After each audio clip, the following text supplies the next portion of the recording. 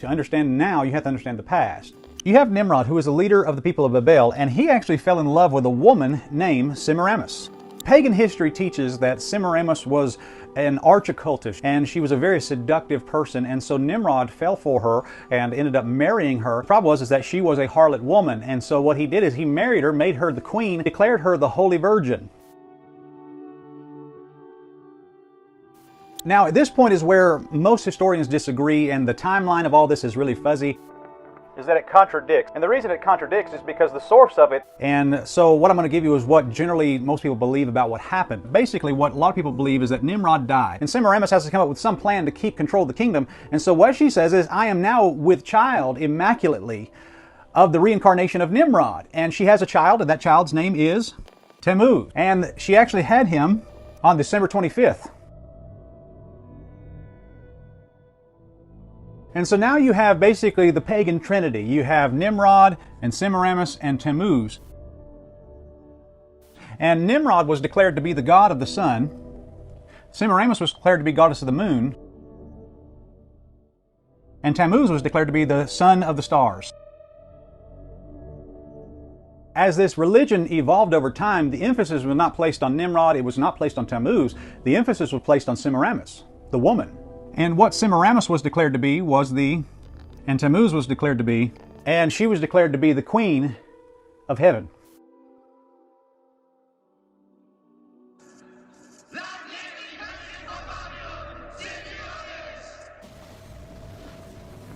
You notice that the crown is on Mary's head. Okay, that's baby Jesus. But the crown's on Mary's head because she's the queen of heaven. And so all the worship pointed to the Holy Mother and the Divine Son.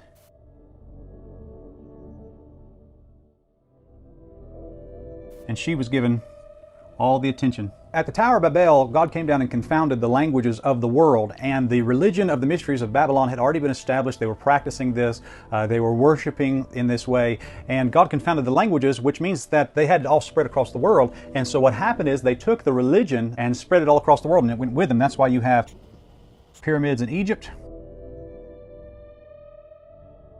You have pyramids in Sudan. You have pyramids in Bosnia. You have pyramids in Italy. And so basically this religion spread all across the world. With it, you see pyramids everywhere. You see pyramids in Mexico. And why is that? Because this ancient Babylonian religion, the mystery religion, paganism, spread across the world at the confounding of the languages. And so everywhere you see in the world, they are basically just repeating Genesis chapter 11, the Tower of Babel.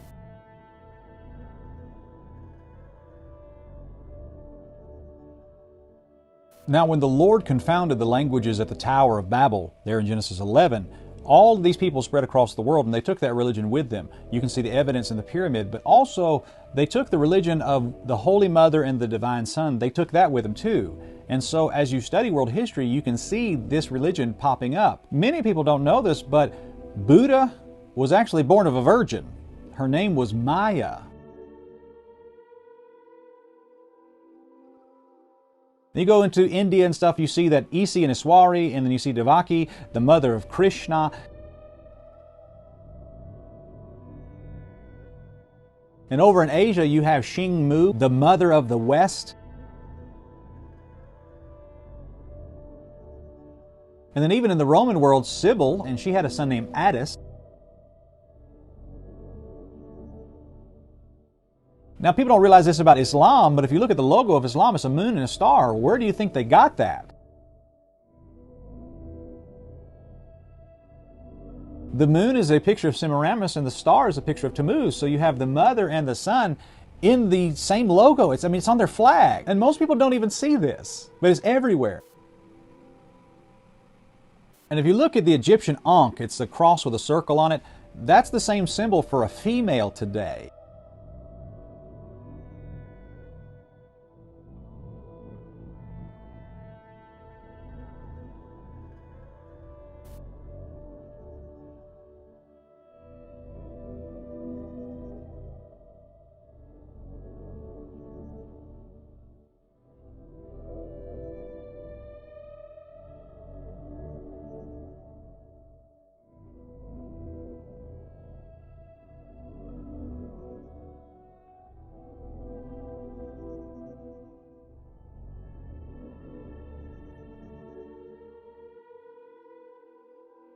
And guys, I hate to break it to you, but even the Statue of Liberty given to the United States by France is nothing more than a statue of Semiramis.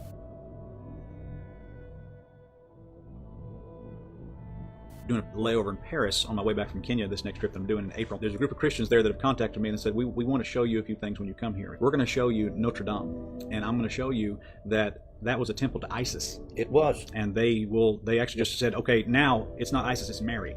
And then they just built that right on top of it. Well, Isis is just the name that came through Egypt out of the mysteries of Babylon. Mm-hmm. And Isis was none other than Semiramis, okay, which was the consortess of Nimrod.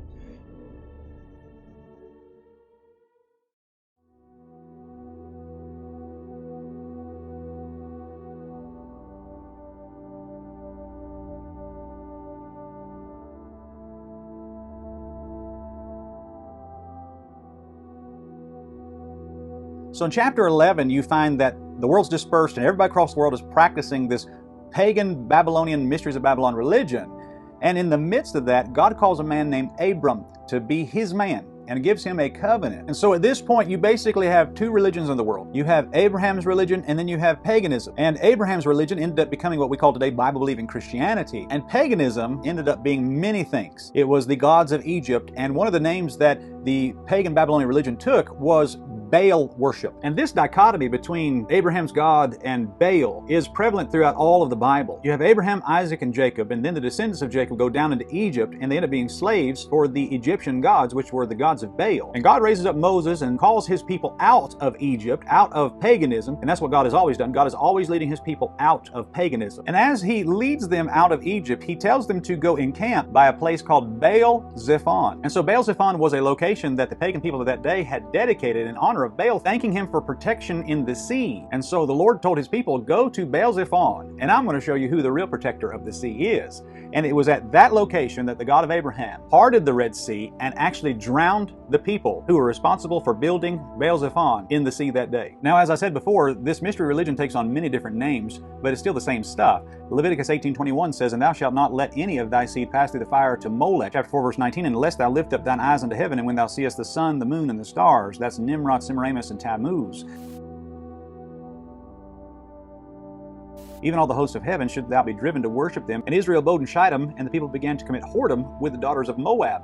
These Moabitess people were worshipers of Semiramis, and they were seducing the people of Israel to give up their purity and come worship pagan gods with them.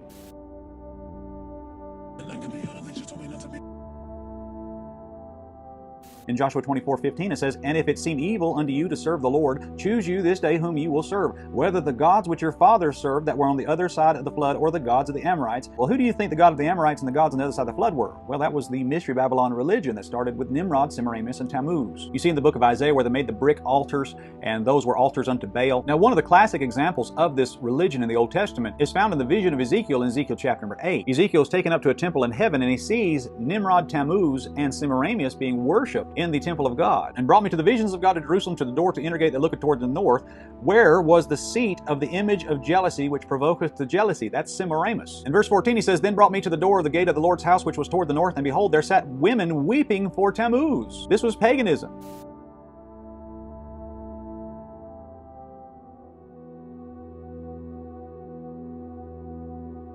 Then in verse 16 you find that there's a group of men with their backs against the temple. The Bible says, and their faces toward the east, and they worship the sun towards the east. That's the worship of Nimrod.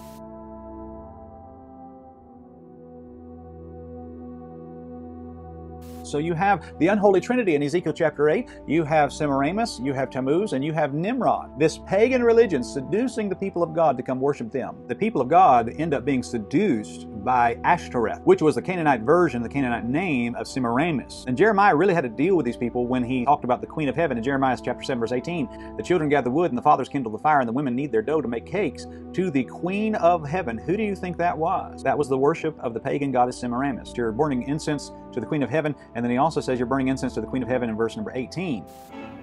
Our Holy Father, now, sensing the paschal candle with incense, this will be the Now, if you fast forward a little ways to the book of Acts chapter 12, they talk about Easter. And Easter was a pagan festival that happened during the week of Christ's crucifixion. And it's not a mistranslation of the Bible. It's something that actually happened during the Passover where Christ was crucified. It's not that Passover was translated as Easter. It's just that they happened the same time that year. And that's just a fact of history. But Easter was a Roman festival to the goddess of Ishtar.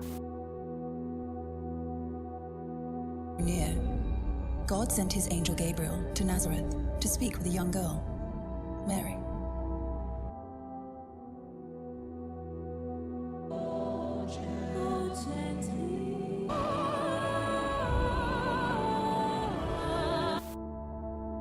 We call her Easter, but Ishtar is what they called her, and Ishtar is Semiramis. And Paul in his missionary journeys had to deal with the worshipers of this pagan goddess, and they called her Diana in Acts 19:28. When they heard these things, they were full of wrath and cried out, saying, "Great is Diana of the Ephesians." Diana was just another version of Semiramis. Now, the New Testament church, the Corinthian church, was warned about this paganism. And what concord hath Christ with Belial? That's Baal. And what part hath he that believeth with an infidel? And what agreement hath the temple of God with idols? For you the temple of the living God, as God hath said, I will dwell in them and walk in them, and will be their God, and they shall be my people. Wherefore come out from among them, and be ye separate, saith the Lord, and touch not the unclean thing, and I will receive you, be a father to you, and you shall be my sons and daughters, saith the Lord Almighty. 1 John 2:26, John wrote to the church, and he says, These things have I written unto you concerning them that seduce you. That's this pagan woman worship.